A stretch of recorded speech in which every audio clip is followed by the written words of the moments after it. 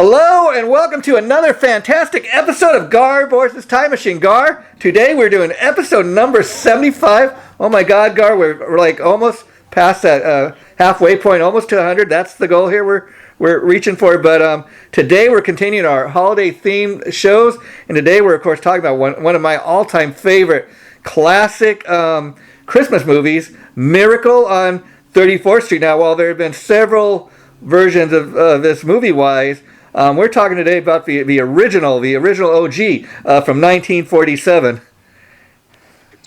Yes, the one with Natalie Wood Yes.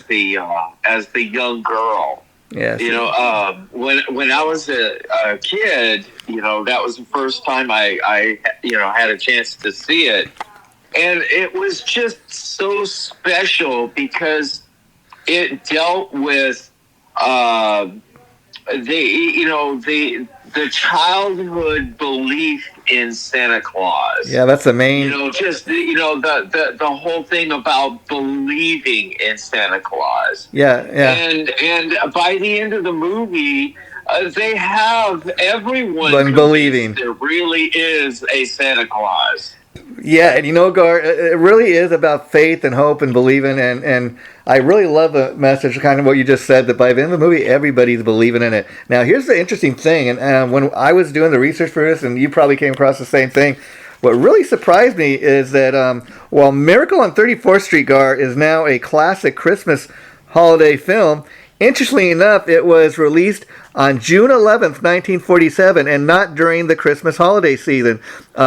Despite the film's Christmas theme, studio executives felt that summertime was the time of year that guaranteed box office success. So let's just think about that for a minute, because all through our lifetime, Gar, Christmas movies such as this, at least since I've been alive, typically are released.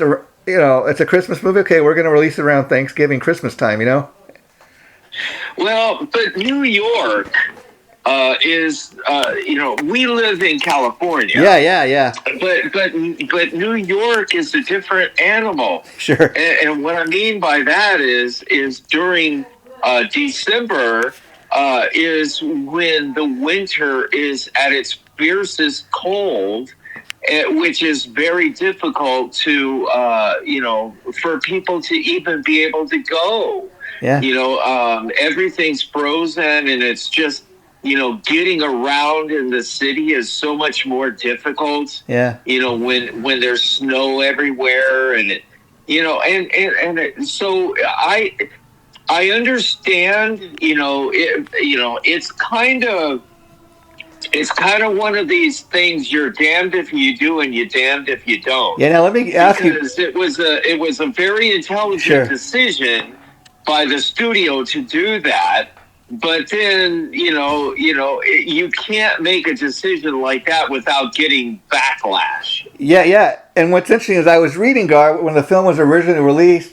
I think most people see this movie and they would say it's a Christmas movie, but when even in the movie coming off the movie poster, I guess originally that they had and doing the advertising for a movie, they weren't playing it. They weren't advertising it as a Christmas movie. They were playing more of it on as a romantic comedy, based on the kind of little romance that was going on as a backstory throughout the film. But I think anybody see that, you'd think it's a Christmas movie, but that's not how it was originally advertised. Interesting enough, people go and see the movie and leave, oh wow, this is a Christmas movie. Well, then again, because they released it, during the summertime, it makes it, it totally makes sense. Yeah. But no matter what, the movie, is a Christmas movie. Yeah. And it wound up taking its place as a highly regarded Christmas movie, whether anybody liked it or not. Yeah. You know what I mean? When anybody sees that movie, I don't know anyone that walked away from seeing that movie that wouldn't say that was a Christmas movie. Yeah. But I think it's much more arguable about Die Hard being a Christmas movie. There you go. Movie. Yeah. And Gar, I got to ask you, in reference to movie and Macy's. Have you ever had the opportunity to visit either New York or that Macy's in particular? No, no, I haven't. But as a child, those are the most special memories that I have of Christmas because as a child, you're kind of seeing it all for the first time.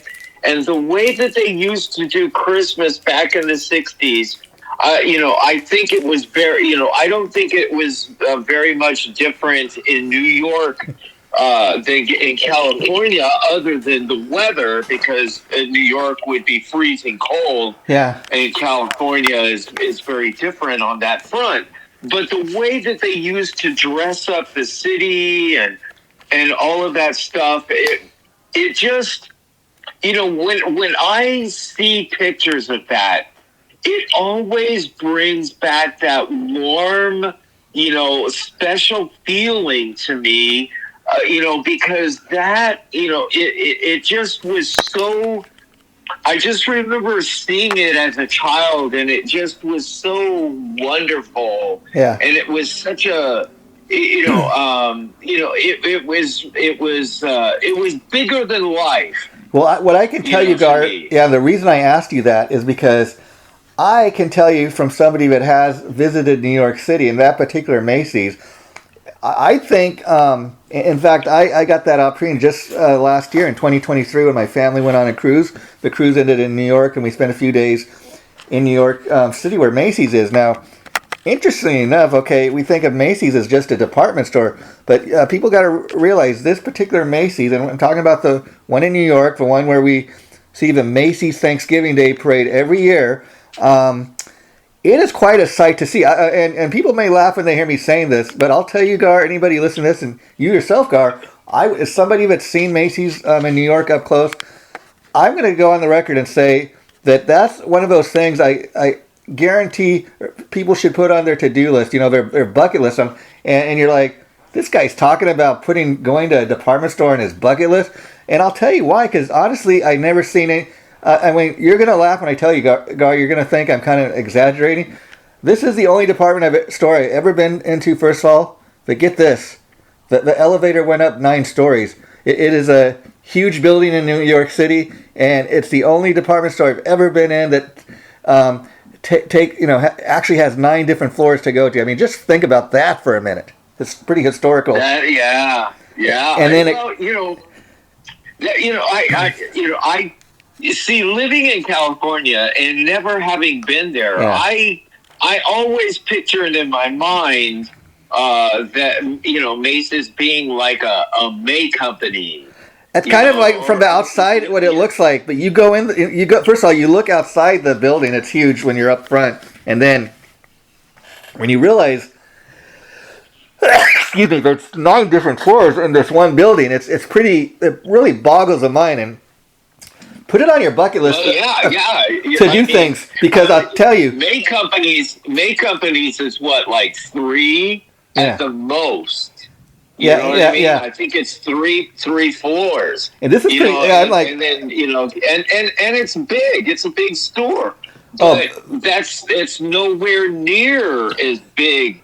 This is kind of like a high-rise department store. Like nothing it's just Macy's in one building. But I'll tell you, luckily I did get to go at Christmas time, Gar, last year, and that's the time to go. And people laugh about making such a big deal about Macy's departments, but if you've ever seen what it looks like during the Thanksgiving parade, like it's even more beautiful up, when you're standing right in front of, they light it up for Christmas. I mean, Christmas decorations galore.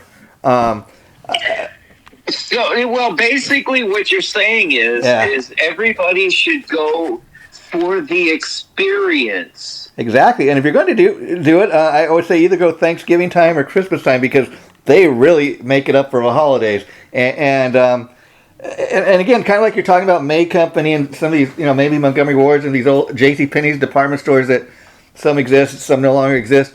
you never heard anybody say, hey, on your bucket list, you got to go see J.C. Penney's. But I'm telling you, this Macy's store, and people got to remember, it's pretty historical too, this particular store, because it was a flagship Macy's store, meaning it was the very first Macy's store that ever opened up, and it's still there all these years. And actually, we did an episode, Gar, you may remember, on the Macy's Thanksgiving Day Parade.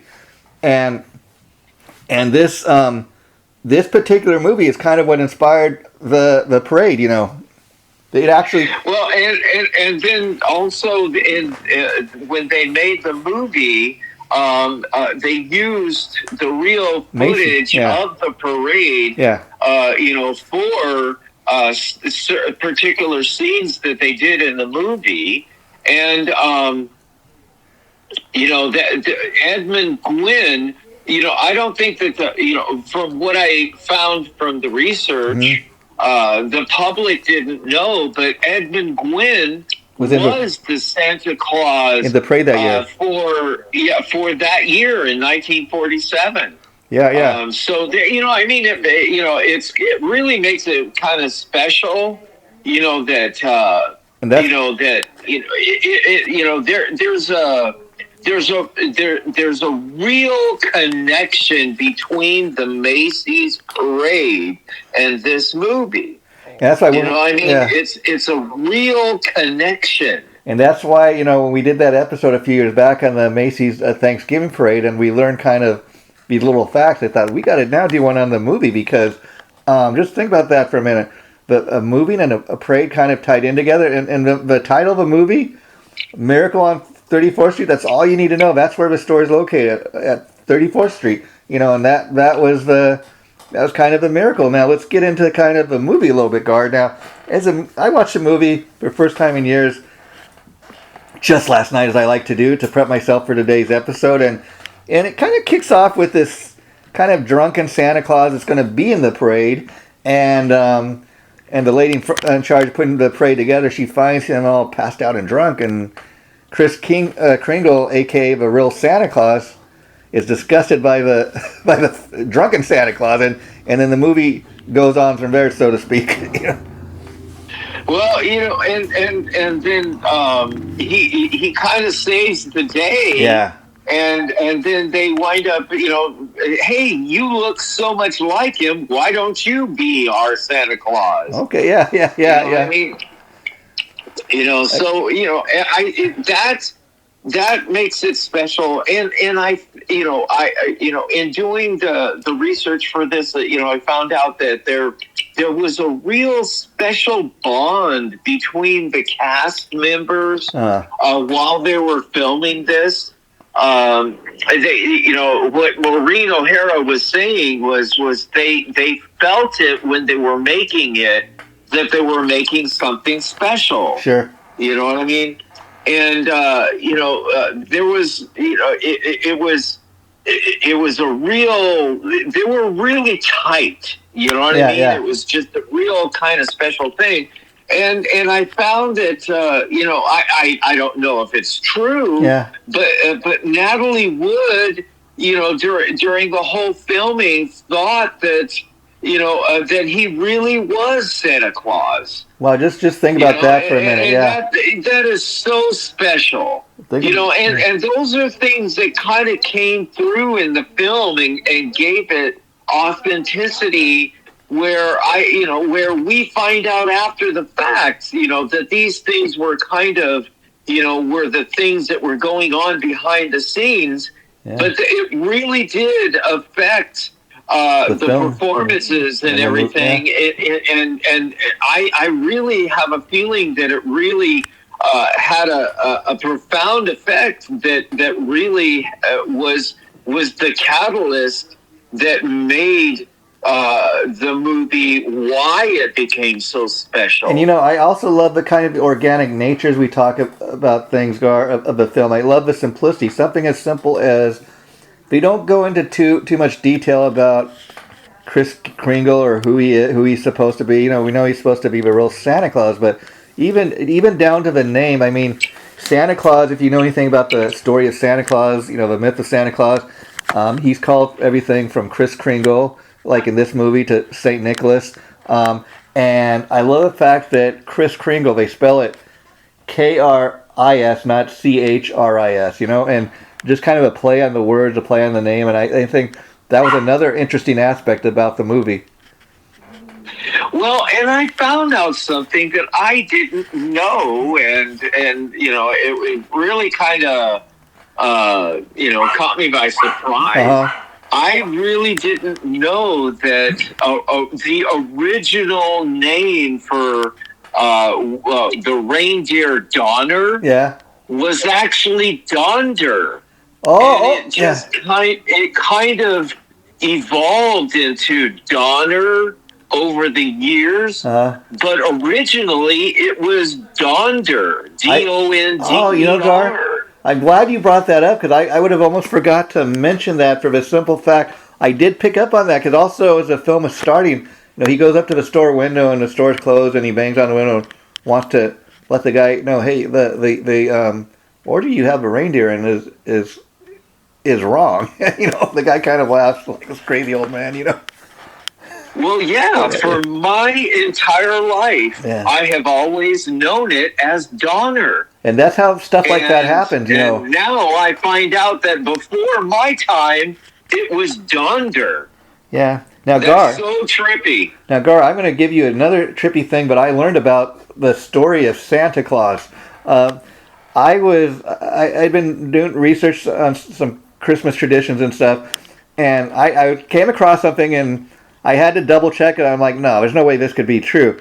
I was reading something that said, apparently, you ever wonder why Santa Claus's colors are red and white? Well, I guess that all started, the story of Santa Claus is ages old, but apparently Santa Claus started wearing the colors red and white in the 1950s for the simple fact that that was the color of Coca-Cola, and Santa Claus started appearing in Coca-Cola commercials, Gar. And you remember even back in the 70s and early 80s, Coca-Cola used to have trucks that would light up around Christmas time with the Coca-Cola logo and Santa Claus in his red and white suit, because those, again, were the color of Coca-Cola. And I checked a couple other sites out, and sure enough, that's the case. So previous to that, what were were there any examples of? I couldn't really find that, Santa but Claus's outfit. I have the same. I would be curious to see what the versions were before our time. I mean, I couldn't really disputing it. Yeah, I couldn't really, because I'm interested. Yeah, I couldn't really find anything that got into specifics, but I'm going to further research this because I'm as interested. But I'm like, again, something that never really thought much about, but I seen a lot of videos on it saying the same thing, and so I thought, okay, there must be something to this. And there, I do remember there being those and I'll just send you some of the stuff I found, because I found something on these Coca-Cola trucks from the 1970s. They used to go around at Christmas time, all lit up with Santa Claus and Coca-Cola advertisements. So, do you remember those trucks or seeing those trucks? Well, I remember the commercials and everything like that, but I just, I know that Coca-Cola has been around since for a long time before the 70s. Well, like I said, I know Santa Claus has been around even longer than Coca-Cola, but it's interesting if that's the case that a soda company could influence something like even Santa Claus. Yeah, because I have one of the special books that was special to me and my sister when we were kids was when we were really, really young, our parents got us it was for the whole family, but it was the book The Night Before Christmas. Mm. Yeah. And that came out a long time before the 70s, and his outfit was red and white. Yeah. So if this was influenced by Coca-Cola, it had to have been way before the 70s. Yeah, yeah, and you know, Gar. Also, in watching this film, interesting enough, you know, the last episode we did on the classic Don Knotts movie, The Ghost and Mr. Chicken. And when I was watching Miracle on 34th Street, I mean, the two films have nothing, but there's a lot of similarities in the sense that, you know, Don Knotts was making some pretty wild claims in that movie, and they were taking court trying to prove he was incompetent or that he was, he was a liar, and have him declared, incompetent or whatever as a liar. And so, Kris Kringle gets to a point in this movie where, oh, this guy, he's saying he's Santa Claus. He's telling some wild tales. He's crazy. We got to take him to court. We got to prove that he's crazy.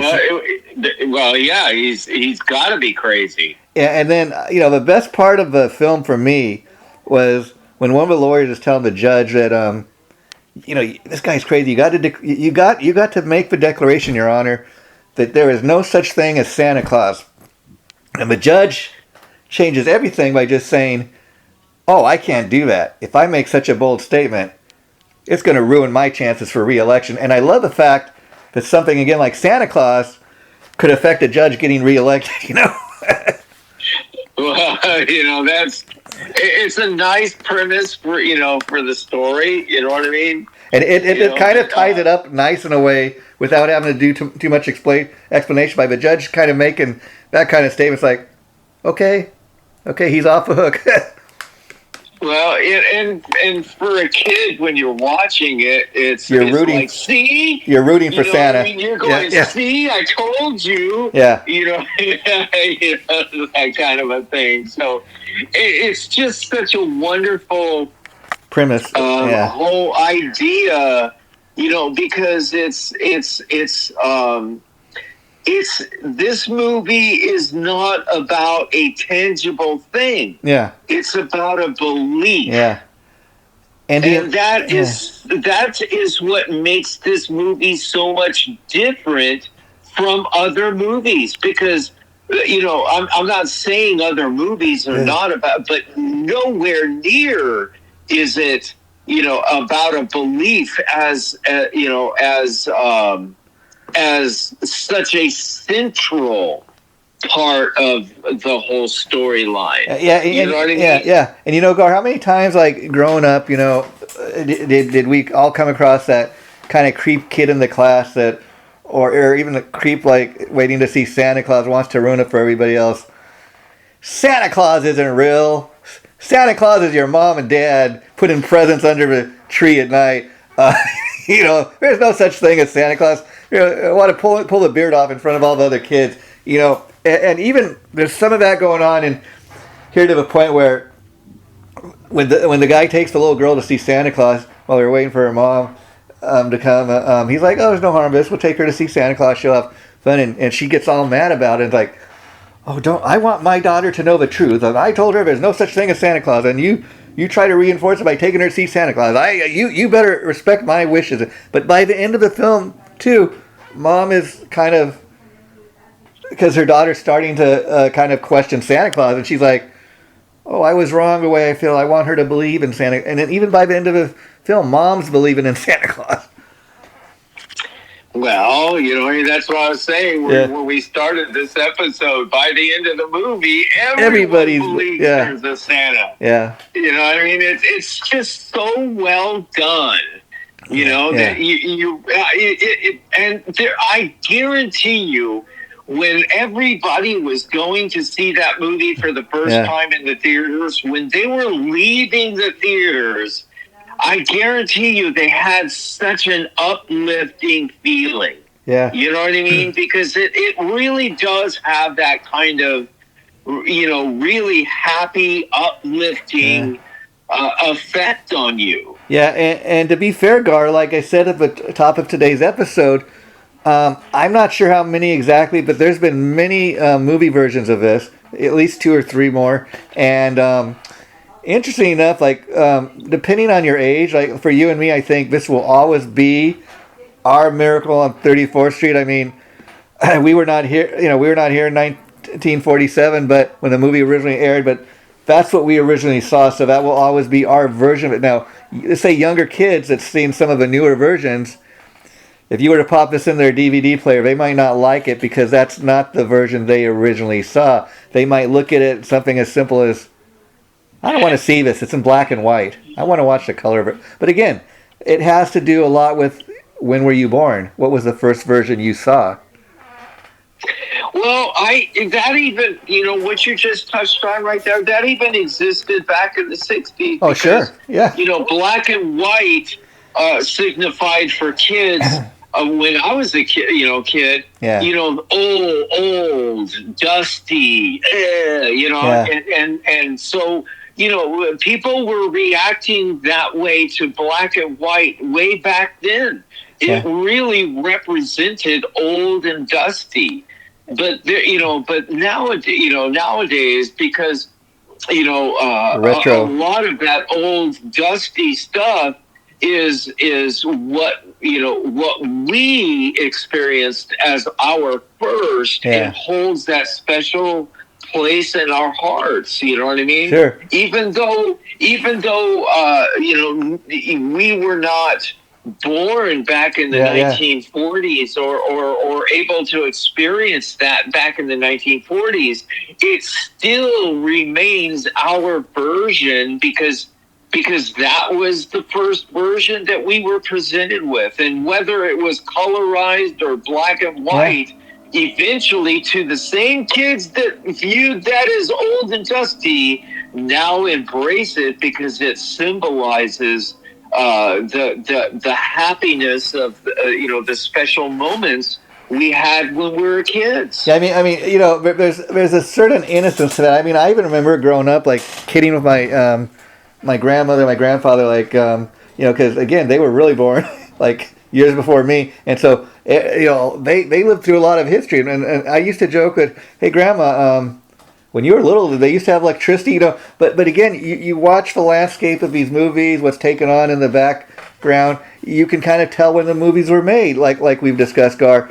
Interestingly enough, there's a certain percentage of the audience who maybe they see one of the newer versions of Miracle on 34th Street, and they find, oh, wait a minute, you mean this is based on a movie from 1940s? That's a retro thing. I might want to go check that out just so I can compare the two movies, Well, there's always going to be people that are from other generations that are going to be interested in, what came before. Well, yes. Yeah. And I am one of those people. Sure. That's part of the reason why it makes it, a really good fit for me to be doing this right here. Yeah. Is because I am one of those people. And it goes back to my childhood when I was a kid.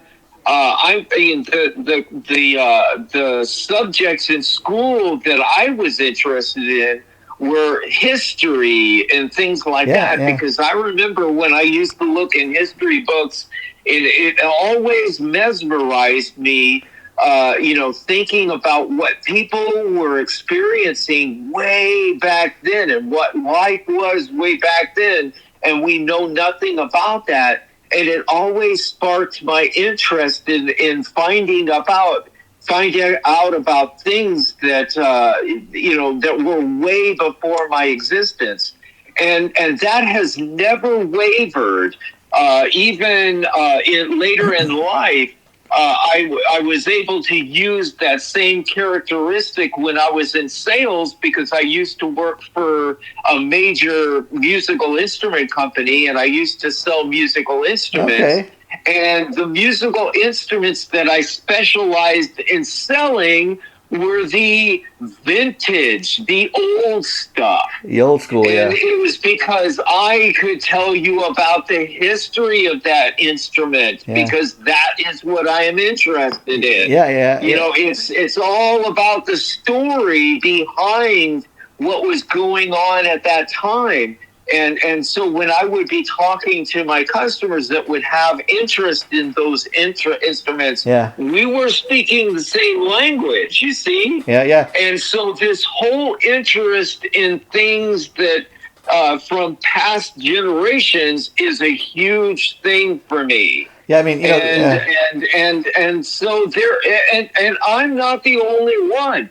There are a ton of people, and I guarantee you, the people that are attracted to the show are people like me. yeah, yeah, and you know, yeah, that have a affinity for everything and an interest for everything that's happened before us. yeah. You know, Gar, that's an interesting aspect of our time machine show because, I mean, how many times in the past during these time machine episodes do we bring up the fact of like, hey, what was going on in the world? You know, when this movie came out, you know, who was the president? We take a look at stuff like that because to kind of just make people kind of realize what was going on in the world. And, you know, I think you and me, Gar, we could give a class at a university or a local college on history, even just talking about our favorite movies, you know, and the history of entertainment field, you know, and different aspects of it, and how it all ties together. Because you know, I know from my lifetime, Gar, I can tell you this: like if I have a class and a teacher kind of makes it fun and interesting and just kind of like lecturing from a book, it's much more interesting, you know, and you can learn the same thing, but maybe do it in a more interesting fashion. Well, yes, and you know, when you have that teacher that you know, makes it interesting, Yeah. you absorb more and you learn more, and that's the same effect of being interested in anything, you know, what we call retro, everything that's before us. Yeah, I you know mean, what I mean? It's the same. And even talk about the movie Miracle on 34th Street, Gar. Did you get a chance to watch it recently before doing today's episode, or was it? It's been a while since you've seen it. It's been a while, but I remember it as clear as because you know one thing that I really picked up on, like as I put in the DVD in last night and the movie starting. What's interesting is in 1947 they made movies. The credits rolled at the beginning of a film, not at the end. Well, but back then, if I remember correctly, that was what they did. Yeah. But if you, It's a Wonderful Life. It's the same thing. I mean, it's something you might. So that's another detail that has changed over the years. And see, it's a slight. They do it at the end now. It's a slight little change, and like I said, most people when they're watching the movie, that might go right past them, but I did kind of pick up on that. It's one of those things, I guess, because we've been doing the show so long that you start to pick up on. Well, you know, it's so weird because I have an affinity for both. Yeah. You know, I like it when it's shown at the beginning of the movie because it's that warm, familiar, special place. I'm familiar with from childhood. Yeah. But then the other, you know, it's at the end of the movie, and by the time it becomes later in life, there's so much credits, you know, that you get the kind of glazed over the eyes. Yeah. So now it's kind of better that they do it at the end. Yeah, and again, it's something people don't really think about, but I can say, too, like, when I go see a movie in the theater, unless, like, it's a Marvel movie and somebody tells me, hey, you know, don't leave until the credits are done because they have an extra scene or something. Typically, I'll leave as they start to roll the credits unless I know there's a little surprise, you know, behind the credits. But that's why I think they did it back that way back in the day, because you're almost forced to read the credits, you know. Well, I remember as a child in the 60s, you know, if I went to the theater and saw a movie, they actually used to show the news in the theater. You said that, before the movie, and you know, it's just so different. Yep. You know, nowadays it's all credits. I mean, it's all you know, promotions for upcoming movies and things like that. But you know, what they used to show before a movie a long time ago was very different. Yeah. I mean, my dad told me, like, when he was a kid growing up, they used to, I think he, like in the 1940s, they used to play like sometimes Looney Tunes cartoons before the movies. Oh, absolutely! Yeah. I totally remember that. That became the norm. Yeah. And that they did that for a long time. Yeah. But I was fortunate enough to experience what they used to do before that. Which of course leads me to bring that up as a point now. Yeah, yeah. You know what I mean? Because there were differences. But we were talking about in this episode how they didn't want to release it during the winter because the winters could be so brutal. Yeah, yeah. Well, they filmed this during the winter, and there was the final scene that they had extreme difficulty filming because the weather was so severe that the cameras were freezing, and they couldn't. Because the cameras were freezing, they couldn't film. And so there was this lady that lived across the street that invited them into her home so they could warm up and defrost their cameras and everything like that, and then go back out there and continue filming the scene. Yeah. And Gar, as I said, I've been researching recently like Christmas traditions and trying to learn kind of the stories behind certain traditions. And here's an interesting thing I came across with. You probably, when you were growing up, probably remember a popular thing at the time was like what they call aluminum trees, like metal trees. I brought that up. That's classic Christmas for me. And what interestingly enough, I found out about, they're very popular for a number of years, but then what killed the metal Christmas tree, believe it or not, and I had a good chuckle at this, was when they released, I believe in 1965, Charlie Brown's Christmas, because everybody made such a big deal about Charlie Brown's Ugly Tree. Once that holiday classic, Charlie Brown's Christmas, came out, the popularity of the metal tree was killed.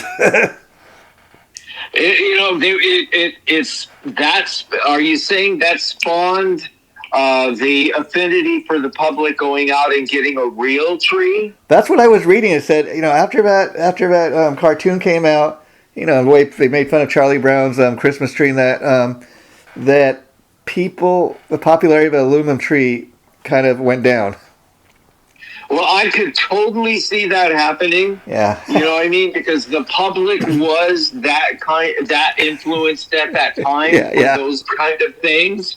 But I do remember the days of the aluminum tree and the light that had the circular that would change colors, and so the tree would change from red to blue, and then from blue to green, and then back to red.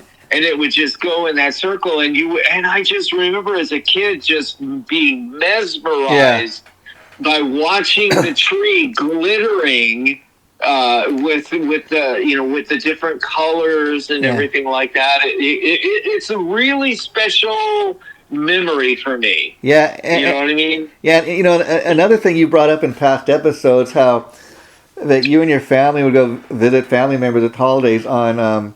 Like take a train ride, and probably when you were growing up too, like when I was growing up, popular thing used to be to give kids like an electrical train at Christmas time, and that's the very reason for that. I found out is because many people would not fly or drive to see their relatives, but back then you take a train ride. Well, I do have experiences of twice taking the train across the United States to visit family in Georgia. Wow. We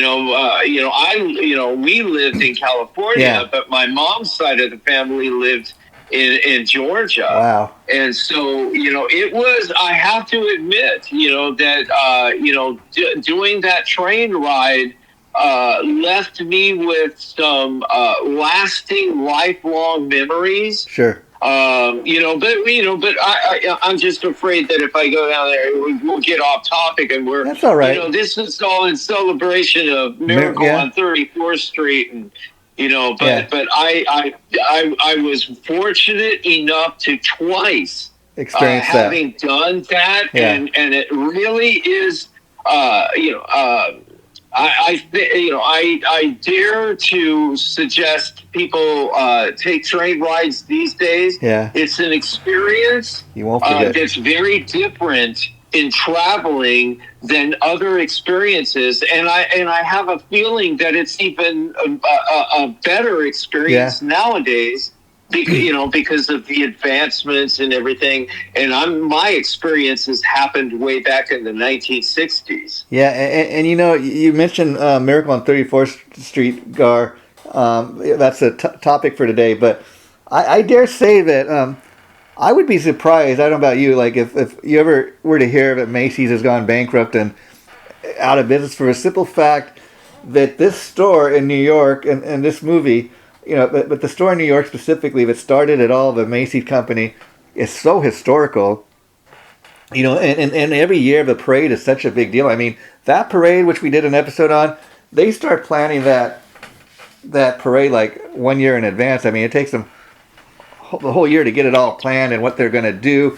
And people actually, live their lives, and their jobs are centered around working at the parade and getting it set up. People plan to travel just to visit the parade. I mean, I really doubt that we'll ever hear about Macy's going bankrupt. And maybe even one department store that's really not at risk will ever be at risk because it's tied into the parade, and both the parade and the store have now, and even because of the movie, it become so historical. Well, and for historic reasons, historical landmark. Yeah. If Macy's was ever threatened with going out of business, Yeah. The historic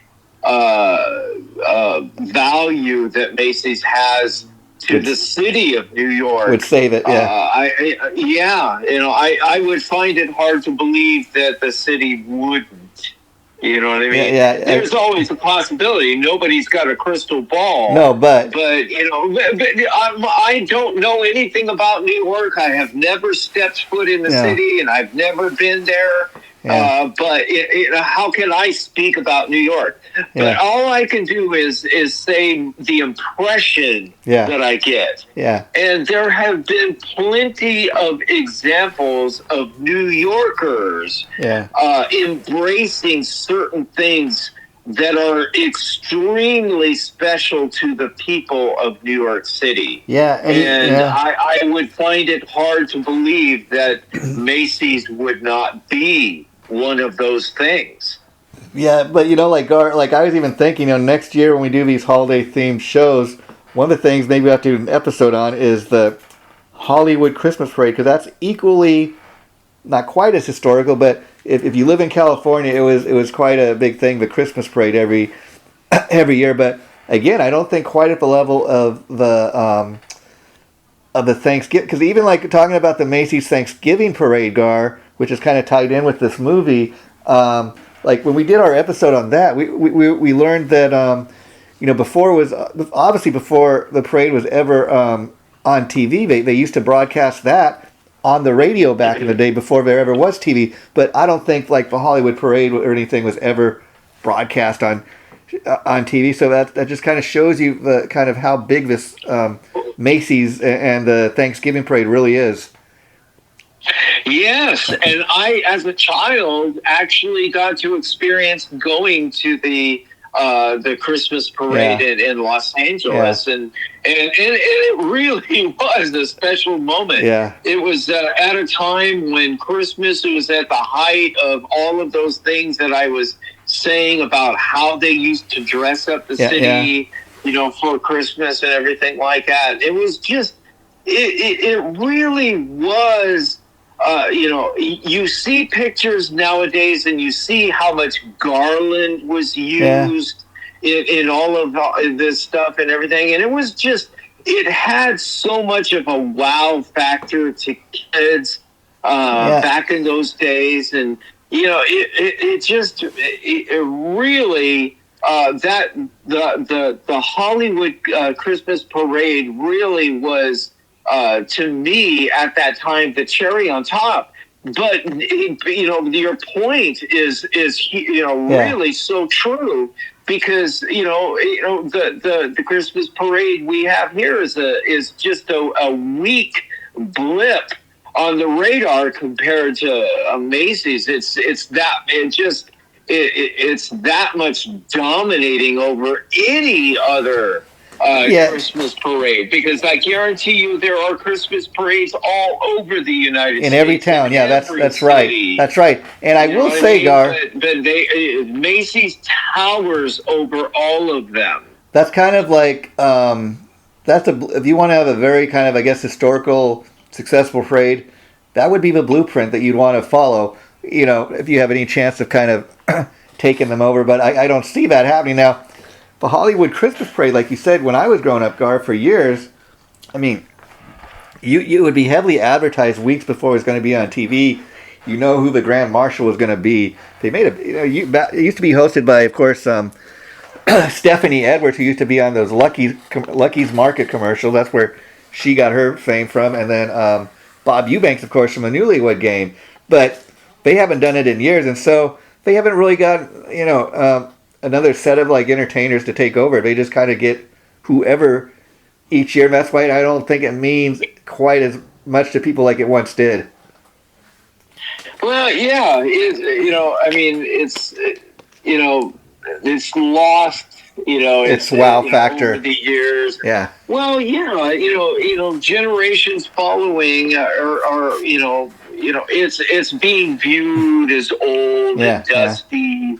And those kind of things, and future generations are coming up with their own special memories, and I hope those memories for them are embraced and held special to them. Like you and I are embracing, what's special to us. You know what I mean? I really truly hope that the future generations have the things that they hold dear to. I think that it's kind of common for my generation to kind of scoff at everything that because it's not what it's kind of the younger generations rejecting what we hold dear. And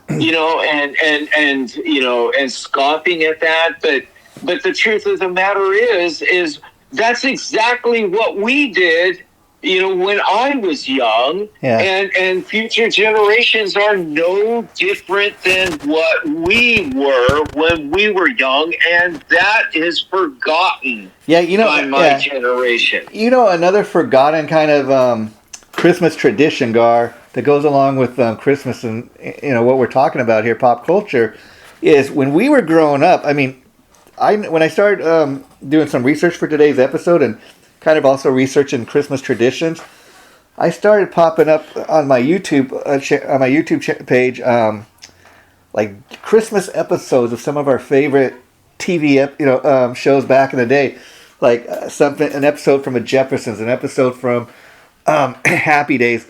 The Jeffersons was one I'd seen before. I watched it in its entirety, and it was an interesting kind of Christmas show because it wasn't your typical Christmas. George Jefferson, who can be best described as kind of a, he's a guy who started out poor and he hits it rich, and with his cleaning stores and starts making a lot of money.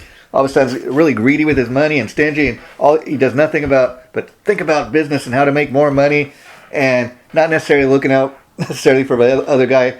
But we see George Jefferson in this Christmas episode in a different light. His wife Louise works at this place called the Health Center, which is the equivalent of a charity organization helping people less fortunate. And they're putting on a Christmas party for these kids that don't come from the greatest of families, or they're not as well to do. And they're having somebody's supposed to dress up Santa Claus, but he gets sick, and so George ends up dressing like Santa Claus for these orphans. And George he promises one of the kids that I'm going to get you some parents. We're going to get you adopted by Christmas time. And it doesn't end up happening, but you see another side of George Jefferson.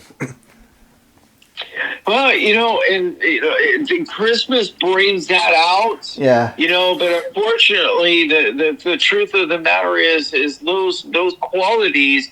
And we keep saying it every year, year after year after year. But the truth of the matter is it never happens. Yeah, yeah, it never improves. Yeah. That's the point that I want to make. It never improves. That point is.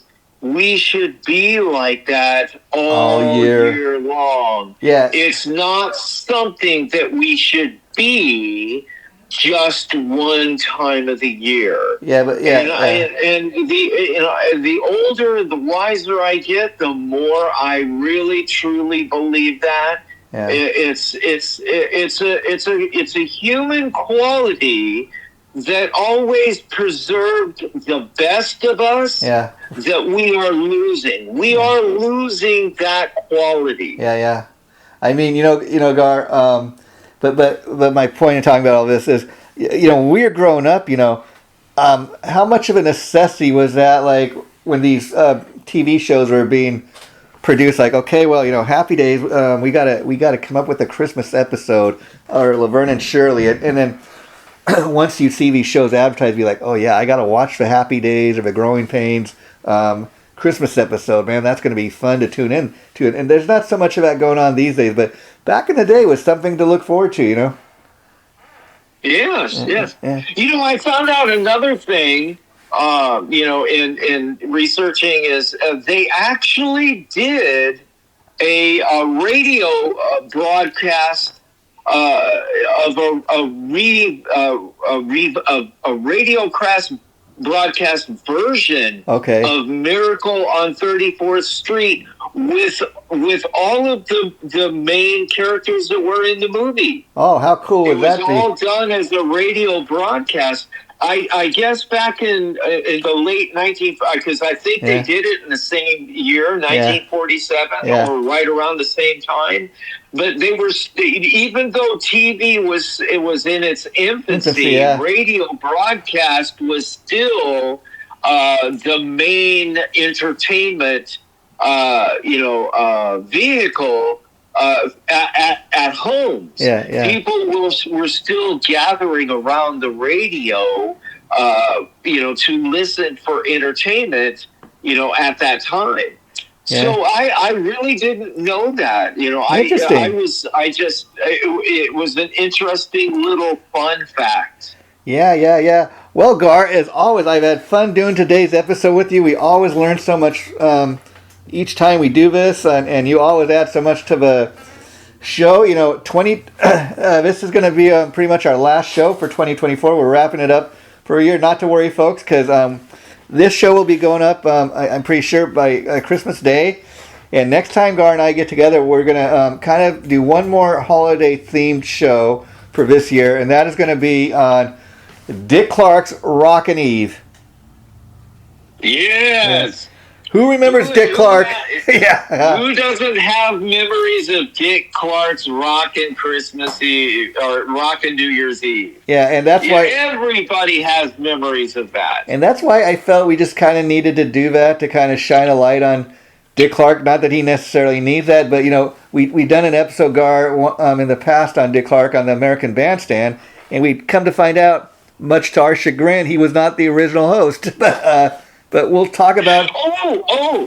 You just reminded me of something. A lot of people don't know this. Yeah. Edmund Gwynn, the actor that portrayed Kris Kringle, the Santa Claus, or Kris Kringle in the movie, was not the first choice.